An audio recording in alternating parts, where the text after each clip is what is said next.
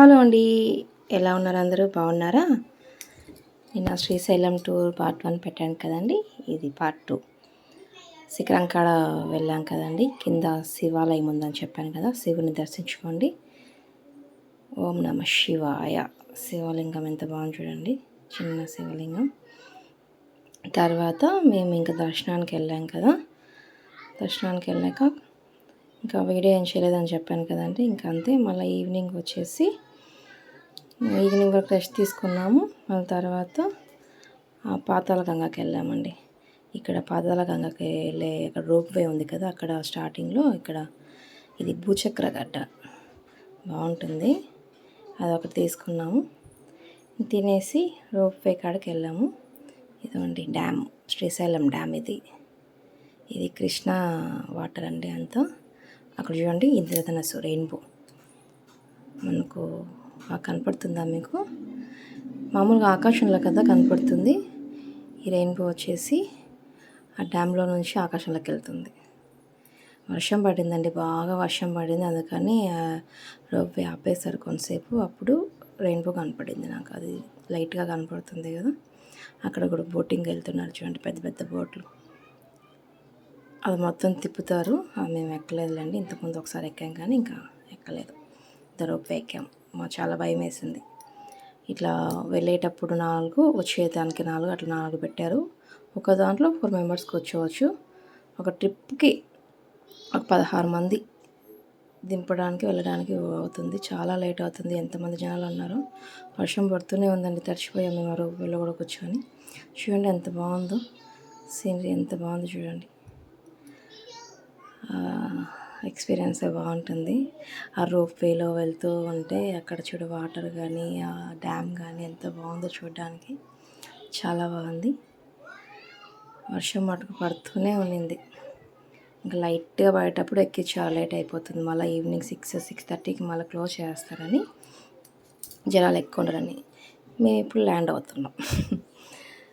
అప్పటికి ఎంతమంది జనాలు కాసుకున్నారు ఈ రోప్వే ఎక్కడానికని. ఇంకా దిగాము, పాతాళ గంగకి వచ్చాము. అసలు నీళ్ళే లేవండి, చాలా లోతుగా ఉన్నాయి. స్టెప్స్ చూడండి ఎన్ని స్టెప్స్. నిజంగా అది దిగి ఎక్కే లోపల నిజంగా శివయ్య కనబడ్డాడు నాకు. అసలు ఎన్ని స్టెప్స్, నీళ్ళే లేవు, చాలా లోతుకి వెళ్ళిపోయాయి. అన్నీ దిగేసరికి నిజంగా నాకు మోకాలు నొప్పులు వచ్చేసాయి.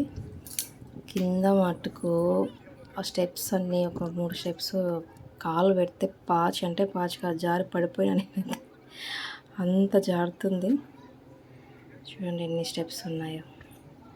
బోటింగ్ ఇక్కడ ఎక్కుతారు, అవన్నీ తిప్పుకొని వస్తారు. అక్కడ డ్యామ్ చూడండి, గేట్ పైకి కూడా లేవు నీళ్ళు, చాలా కిందకు ఉన్నాయి. అక్కడ చూడండి బోట్లు పైకి ఉన్నాయి, అంతవరకు ఉంటాయంట నీళ్ళు. ఆ బోట్లు అక్కడ పెట్టారు. ఇంకా నీళ్ళు దిగిపోయాయి. ఇంకా నీళ్ళు ఎక్కే వరకు ఆ బోట్లు దిప్పరేమో, పైకే ఉన్నాయి. చాలా బాగుంది. తర్వాత నేను ఒక చిన్న బాటిల్ తీసుకెళ్ళాను. ఆ బాటిల్లో కొన్ని నీళ్ళు తీసుకొని మా ఆయన మటుకు మునిగాడు. 3 సార్లు మునిగాడు మా వారు.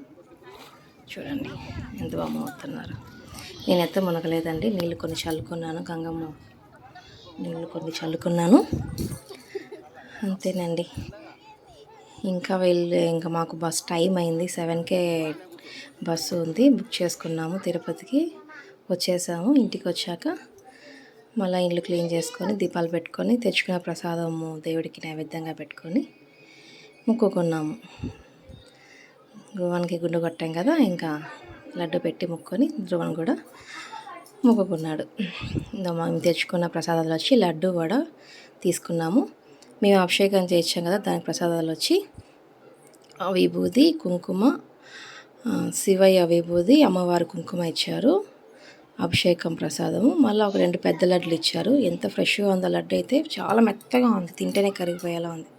2 లడ్లు ఇచ్చారు, పెద్ద లడ్లు తీసుకొని ఇంకా మాకు పక్కన వాళ్ళందరికీ పంచుకున్నానండి.